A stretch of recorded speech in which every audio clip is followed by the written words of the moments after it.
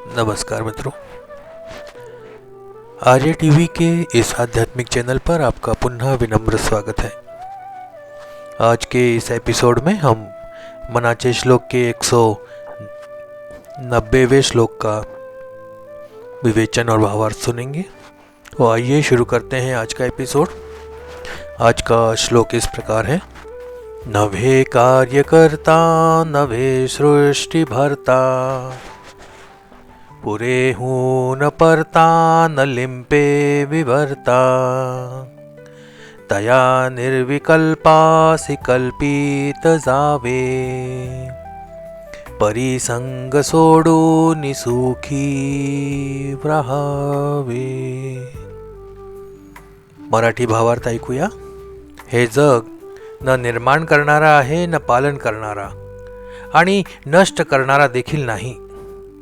तो फक्त संपूर्णतेत पूर्ण तत्वात परत जातो, त्याला काहीही परिणाम होत नाही। अशा निर्विकल्प निष्कपट शुद्ध अवस्थेत असलेल्या परमात्माला कल्पित अर्थात मनाने निर्माण केलेल्या गोष्टी लागू होत नाहीत। म्हणून आसक्ती सोडून त्याच्यातच स्थिर राहून परमानंदाचा अनुभव घ्यावा। हिंदी भावार्थ सुनते हैं। यह संसार नहीं बनाने वाला है, नहीं पालन करने वाला है और नहीं नष्ट करने वाला। यह केवल पूर्णता में लीन हो जाता है और उसे कोई प्रभाव नहीं पड़ता। ऐसे निर्विकल्प शुद्ध परमात्मा पर मन से बनाई गई कल्पनाएं लागू नहीं होती। इसलिए आसक्ति त्याग कर उसमें स्थित रहकर आनंद प्राप्त करना चाहिए। आइए विवेचन सुनते हैं। प्रथम पद देखते हैं। नभे कार्यकर्ता नभे सृष्टि भर्ता। यह ब्रह्म की निष्क्रियता और संसार में उसकी अप्रभाविता को दर्शाता है। सामान्यतः संसार में जो भी घटित हो रहा है उसे किसी न किसी कर्ता के साथ जोड़ा जाता है। हिंदू धर्म में भी यह धारणा प्रचलित है कि परमेश्वर ही सृष्टि का कर्ता है, किंतु रामदास स्वामी अद्वैत दृष्टिकोण से इस धारणा को चुनौती देते हैं। अद्वैत वेदांत के अनुसार ब्रह्म न तो कोई कार्य करता है और न ही किसी कार्य का कारण बनता है। यह निष्क्रिय और अपरिवर्तनशील है। नभे कार्यकर्ता, काम न करने वाला। इसका सीधा अर्थ है ब्रह्म कोई कर्म करने वाला नहीं है। यह विचार श्रीमद् भगवद गीता के 5.14 में भी मिलता है। न कर्तृत्वम न कर्माणि लोकस्य सृजति प्रभु। अर्थात परमात्मा न तो किसी को कर्ता बनाता है और न ही किसी कर्म को करता है। कार्यकर्ता की धारणा केवल अज्ञान के कारण उत्पन्न होती है। जब कोई व्यक्ति यह मानता है कि वह स्वयं कार्य करता है तो वह अहंकार के प्रभाव में आ जाता है। नभे सृष्टि भर्ता। इसका अर्थ है ब्रह्मा न तो सृष्टि का पालन करता है और न ही इसे चलाने वाला है। वैदिक परंपरा में भगवान को सृष्टिकर्ता व सृष्टि पालक कहा जाता है, लेकिन अद्वैत वेदांत इस विचार को अलग दृष्टि से देखता है। उपनिषदों के अनुसार ब्रह्म स्वयं किसी भी प्रकार की सृष्टि नहीं करता, बल्कि सृष्टि केवल माया का परिणाम है। माया के प्रभाव से यह प्रतीत होता है कि ब्रह्म संसार की रचना कर रहा है, लेकिन वास्तव में ब्रह्म साक्षी रूप में स्थित है। यह विचार मांडुक्य उपनिषद में भी मिलता है। नान्तः प्रज्ञम न बहिष्प्रज्ञम नो भयतः प्रज्ञम। इसका तात्पर्य यह है कि ब्रह्म किसी भी प्रकार की क्रिया में संलग्न नहीं है। यह तो निर्माण करता है, न ही संहार करता है और न ही किसी कर्म का भागीदार बनता है। अद्वैत वेदांत के अनुसार ब्रह्म सच्चित आनंद स्वरूप है, मतलब चिदानंद स्वरूप है। अद्वैत वेदांत के अनुसार ब्रह्म सच्चित आनंद स्वरूप है और संसार की समस्त गतिविधियां माया के कारण होती हैं। ब्रह्म सत्यम जगन मिथ्या जीवो ब्रह्मैव नापराः। यह अद्वैत का मूल मंत्र है, जिसका अर्थ है कि केवल ब्रह्म ही सत्य है और जगत माया है और जीव स्वयं ब्रह्म स्वरूप है। और जब ब्रह्म स्वयं अकर्ता है तो यह कैसे संभव हो सकता है कि वह सृष्टि का संचालन करता हो। शंकराचार्य ने भी ब्रह्म सूत्र भाष्य में स्पष्ट किया है कि ईश्वर केवल साक्षी है, उसे सृष्टिकर्ता कहना अज्ञान का प्रतीक है। जिस प्रकार सूर्य केवल प्रकाश देता है लेकिन स्वयं किसी कार्य में संलग्न नहीं होता, उसी प्रकार ब्रह्म भी साक्षी रूप में स्थित रहता है। रामदास स्वामी ने इस श्लोक के माध्यम से यह स्पष्ट किया कि आत्मबोध प्राप्त करने के लिए हमें कार्यकर्ता के अहंकार से मुक्त होना आवश्यक है। यदि हम स्वयं को कार्यकर्ता मानते हैं तो हम अहंकार और कर्म के बंधन में पड़ जाते हैं। लेकिन यदि हम यह समझते हैं कि ब्रह्म ही हमारी वास्तविक स्थिति है और वह किसी भी प्रकार के कार्य में संलग्न नहीं है, तो हमें मुक्त होने में सहायता मिलती है। इस विचार को व्यवहारिक रूप से अपनाने के लिए स्वामी रामदास ने समर्पण का मार्ग बताया है। जब व्यक्ति यह स्वीकार कर लेता है कि वह स्वयं कार्य नहीं करता बल्कि सब कुछ ब्रह्म की माया के अंतर्गत हो रहा है, तब वह संसार के बंधनों से मुक्त हो सकता है। दूसरा पद देखते हैं। पुरे हूं न परता न लिम्पे विवर्ता। यह पंक्ति ब्रह्म की अपरिवर्तनशीलता और अद्वैत वेदांत के विवर्तवाद की धारणा को स्पष्ट करती है। विवर्तवाद के अनुसार संसार ब्रह्म की वास्तविकता में कोई परिवर्तन नहीं करता, बल्कि यह केवल एक प्रतीत अर्थात अपीयरेंस है।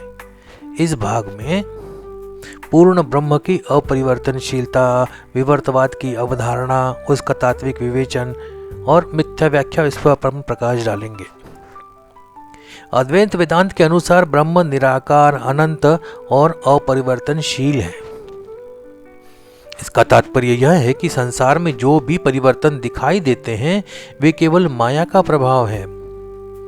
स्वयं ब्रह्म कभी परिवर्तित नहीं होता। यह सिद्धांत मांडुक्य उपनिषद और गीता में भी प्रतिपादित किया गया है। न जयते म्रियते वा कदाचिन, यह भगवद गीता में कहा गया है। इसका अर्थ है आत्मा अर्थात ब्रह्म कभी जन्म नहीं होता या जन्म नहीं लेता और नहीं इसका कभी नाश होता है। यह सदा से विद्यमान है और रहेगा। विवर्तवाद का अर्थ है कि संसार ब्रह्म की वास्तविकता में कोई वास्तविक परिवर्तन नहीं करता, बल्कि यह केवल एक भ्रांति के रूप में प्रकट होता है। इसे सरल शब्दों में ऐसे समझा जा सकता है जैसे किसी रस्सी को अंधेरे में सर्प समझ लिया जाए। वास्तविकता में रस्सी में कोई परिवर्तन नहीं हुआ, लेकिन अज्ञान के कारण सर्प की प्रतीति हुई। अद्वैत वेदांत में विवर्तवाद को स्वीकार किया गया है और इसे संसार के मिथ्यावाद की व्याख्या के रूप में प्रस्तुत किया गया है। जगत की सत्ता स्वरूपता मिथ्या है। इसका तात्पर्य यह नहीं है कि यह अस्तित्वहीन है, बल्कि यह ब्रह्म के समान वास्तविक नहीं है। जगत की सत्ता स्वरूपता केवल व्यावहारिक स्तर पर है, न कि परमात्मा के रूप में। ब्रह्म सत्यम जगन मिथ्या शंकराचार्य जी के अनुसार, इस सिद्धांत के अनुसार जब तक अज्ञान अविद्या बनी रहती है तब तक संसार वास्तविक प्रतीत होता है, लेकिन आत्मबोध प्राप्त होते ही यह समझ में आता है कि केवल ब्रह्म ही सत्य है और जगत केवल एक मायिक अनुभूति है। तीसरा पद देखिए। तया निर्विकल्पासि कल्पित जावे। यह पंक्ति निर्विकल्पता की अवधारणा को स्पष्ट करती है, जो अद्वैत वेदांत का मूल सिद्धांत है। इस सिद्धांत के अनुसार ब्रह्म निराकार, निर्विकल्प और कल्पनाओं से परे है। निर्विकल्पता का अर्थ है किसी भी प्रकार की कल्पना, संशय या भेदभाव से रहित होना। अद्वैत वेदांत में निर्विकल्पता का अत्यंत महत्वपूर्ण स्थान है, क्योंकि ब्रह्म को किसी भी प्रकार के द्वैत से मुक्त माना गया है। उपनिषदों में कहा गया है नेति नेति। इसका तात्पर्य यह है कि ब्रह्म किसी भी कल्पना से परे है। इसे किसी की भी विशेषता के माध्यम से परिभाषित नहीं किया जा सकता। मनुष्य अपनी बौद्धिक सीमाओं के कारण ब्रह्म को विभिन्न कल्पनाओं में बांधने का प्रयास करता है। इसे ही अद्वैत वेदांत में कल्पित जावे कहा गया है। इसका अर्थ यह है कि अज्ञान के कारण व्यक्ति ब्रह्म को रूप, नाम और अन्य गुणों से युक्त मान लेता है, जबकि वास्तविकता में ब्रह्म इन सब से परे है। सर्वम खल्विदम ब्रह्म, इसका अर्थ है कि जो कुछ भी है वह ब्रह्म ही है, लेकिन अज्ञानवश हम इसे भिन्न भिन्न रूपों में देखते हैं। शंकराचार्य जी ने इस सत्य को इस प्रकार व्यक्त किया है, अहम ब्रह्मास्मि। इसका अर्थ है कि मैं स्वयं ब्रह्म हूं, और यह ज्ञान प्राप्त होते ही व्यक्ति सभी बंधनों से मुक्त हो जाता है। चौथा पद देखते हैं कि परिसंग सोडोनि सुखे रहावे। अद्वैत वेदांत के अनुसार यह संसार नश्वर और माया से युक्त है। जब तक व्यक्ति संसार के बंधनों में फंसा रहता है, तब तक उसे शाश्वत सुख की प्राप्ति नहीं हो सकती। स्वामी रामदास जी का मत था कि संसार से विरक्ति केवल भौतिक वस्तुओं का त्याग नहीं, बल्कि मानसिक रूप से मुक्त होने की प्रक्रिया है। भगवद गीता में कहा गया है, विहाय कामन्यः सर्वान् पुनामांशरति निस्पृहा। अर्थात जो व्यक्ति समस्त इच्छाओं को त्याग कर आत्मज्ञान में स्थित हो जाता है, वही सच्चे सुख का अनुभव करता है। रामदास स्वामी भी इसी सिद्धांत का समर्थन करते हैं। जब व्यक्ति सांसारिक बंधनों से मुक्त हो जाता है, तब उसे वास्तविक आनंद की अनुभूति होती है। यह आनंद इंद्रिय सुख से भिन्न होता है और स्थायी होता है।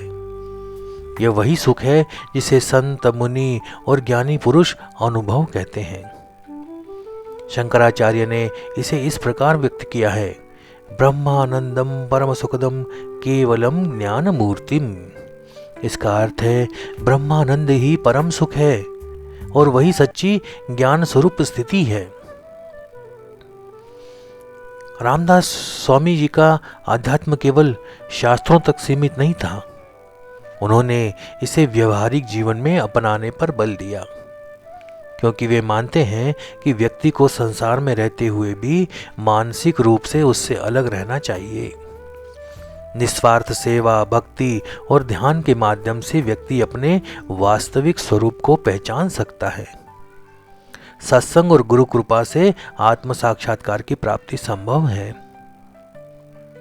अंतिम पद देखें, परिसंग सोडोनि सुखी रहावे।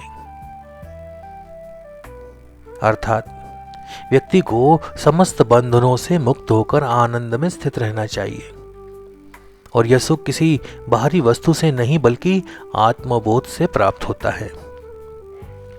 जब व्यक्ति संसार के मोह से ऊपर उठ जाता है, तभी वह ब्रह्मानंद का अनुभव कर सकता है। रामदास स्वामी यह उपदेश इस बात की याद दिलाता है कि सच्चा सुख बाहरी चीजों में नहीं बल्कि आत्मा की शुद्ध अवस्था में निहित है।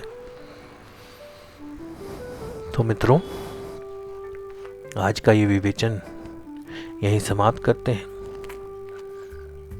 अगर आपको वीडियो पसंद आ रहे हैं या आपके कोई सुझाव हैं या कोई प्रतिक्रिया है, तो उसे कमेंट के माध्यम से अवश्य शेयर करें।